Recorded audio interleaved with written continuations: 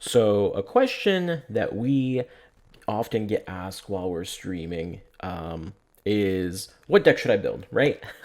And we have lots of videos on the channel of how you should start your account, what's the best way to build up your account, etc., etc., etc. But I think one important question that people ask, and we don't have like a very thorough answer for because it is a little bit more fluent in what the correct answer is what meta deck should I build, or what deck should I build to start entering competitions? And by competitions, I mean our weekly free tournaments, paid entry tournaments, DLM tournaments, Pharaoh's Cash, all the tournaments that you see on the screen right now. If you want to enter and do well and practice and start learning proper duelings, what should I build? That's the question. And to be honest, answering that question is a little rough because it's going to be different for everybody, right? I am a firm believer that play styles exist, even in card games like this, where it's a little bit more RNG oriented. Play styles determine what choices you make, how you interact with your opponent, things like that. Especially when you have a timer active the whole time, it's not going to be one set answer for every single person.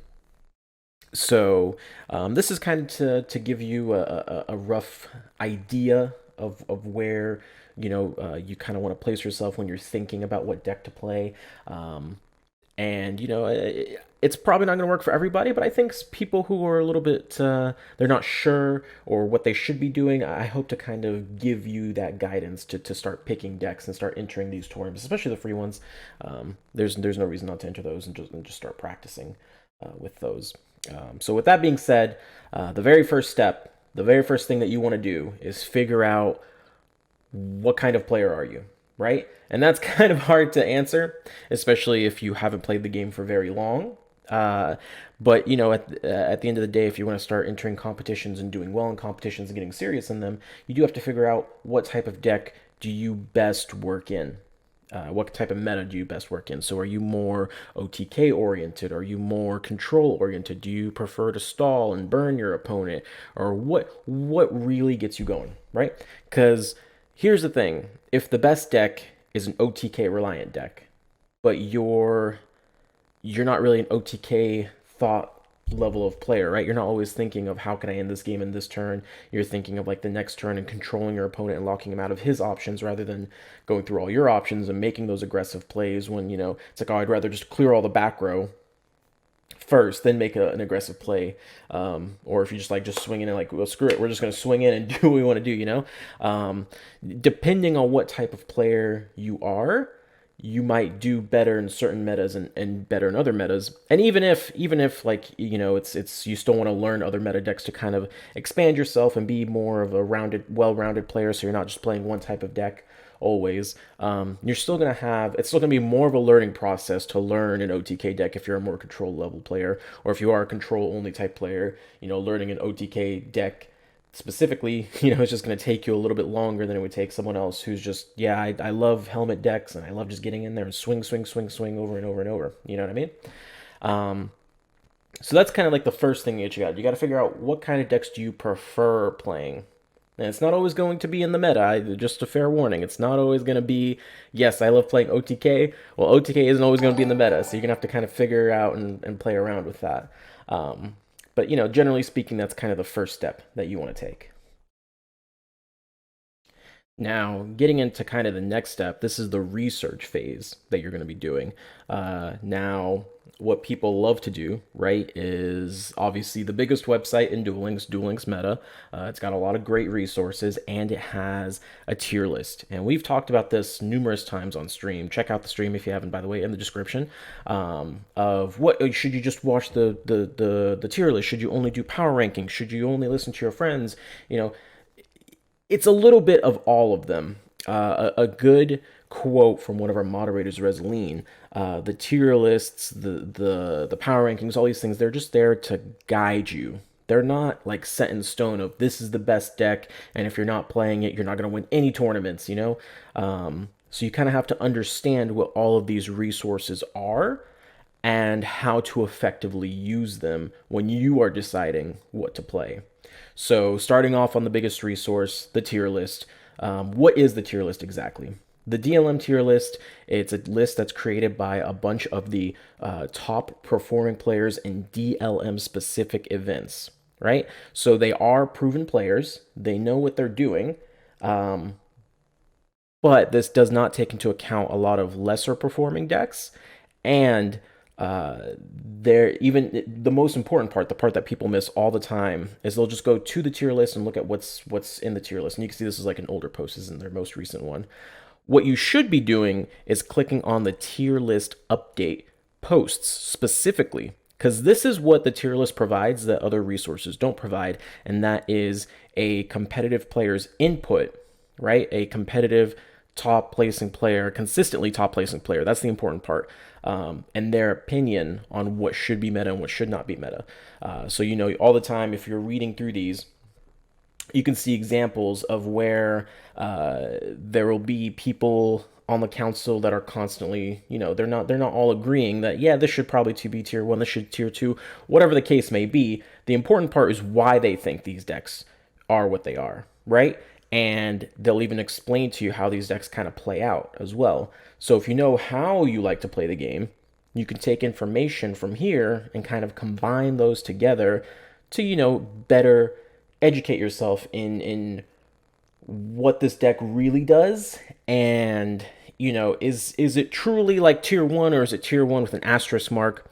You know, like, yeah, tier 1, but it might not be tier 1 in the following week due to side decking, blah, blah, blah, blah, blah. The important part is you get the information from these top players. Ignore where the actual decks land on the tiers. Focus on what the players are saying, because that's the important part. That's what this provides that other tier lists and videos and stuff like that don't provide. So that's what's important from here. And then, of course, I was looking at it earlier, but the power rankings. This is the DLE resource that we use. And basically what we do is we take the top 8 from all these tournaments that were previously listed there, all the top 8 decks that perform there, and they earn points to go on to here on this list, the power ranking list, and you can see them updated on a weekly basis. Usually in our videos, we're trying to get them more posted in a graphical format, but for now they are available in the videos. You just click on the most recent one of the week. Now what this shows is what's actually happening with these decks, right? Now, there may be an amazing top player who's really, really good. For example, -1, he's really good at Witchcrafters. And then you look at our list, Witchcrafters in second place. So does that mean you should only play Neos and never try out Witchcrafters? Of course not. You know what I mean? But this kind of shows you where these decks, where that theory of the tier list actually places out in all of these different events. It's not just DLE events. These are pretty much all events that follow a Swiss format with a 20 card decks, you know, 5 card side or 6 card side, sorry, and all that stuff. They're all followed in that for the most part. So I would generally take this resource in as well and mix it with other research resources. So for example, if you are looking through our power rankings and you see a deck like Dragoonity is always on the power rankings. Why are they always on the power rankings? That may be the deck for you. You know, that then you would do further investigation. You know, you would go into our Discord, new player help. You would go into other Discords, new player helps. Some other Discords, such as DLM, they have specific deck channels that you can check out if you know if the deck is somewhat active. It depends on where they are. Some of these lower ranking decks, you know, for example, if you're looking for Evil Eye support. Evil Eye support is kind of all over the place, you know. So one of the most prominent Evil Eye players, Mythyard, is in the DLE Discord, so you can always reach out to him for more information. But you can always check out our Discord. Always go to that new player help section and always ask questions on there. You know, we have a wide reach, a wide knowledge. We can always, if one of us can't answer it, someone in the community can definitely get to you and answer it. But most important takeaway from this is knowing the actual practice and what these decks do. So if you're interested in, for example, the TPC, they said, you know what, Yeah, Cyber Dragons, they're not performing that well. We're taking them off the tier list. This is our reasoning why. Then you can come to the YouTube video, check it out, and say, okay, well, Cyber Dragons is in seventh place. They're in ninth, and then you can scroll to the video where Cyber Dragons are, and you can see what placings have them, or what placings they've had, and you can see their conversion rate, all that stuff available to you there. As you can see, all the different decks kind of flashing by in the screen here. So that is kind of the second step, right? Figuring out the research, figuring out how effective these decks are, and if those decks fit your playstyle. And with that, really the final step is just play what you enjoy, right? If you enjoy playing your deck, you're going to have better results at the end of the day. The most important part is that you're continually getting practice in so that when you go and expand your deck pool, when you expand your knowledge and expand what decks you enjoy playing versus meta decks that you kind of have to play to get, that are still within like your play set, you're able to better pilot those decks because you're getting the experience necessary to continuously play the game, right? So at the end of the day, you don't want to look at one resource, be like, okay, this is the tier list, it's gospel, I'm going to follow it to a T, and I'm going to play the best meta deck, and I'm going to win these tournaments.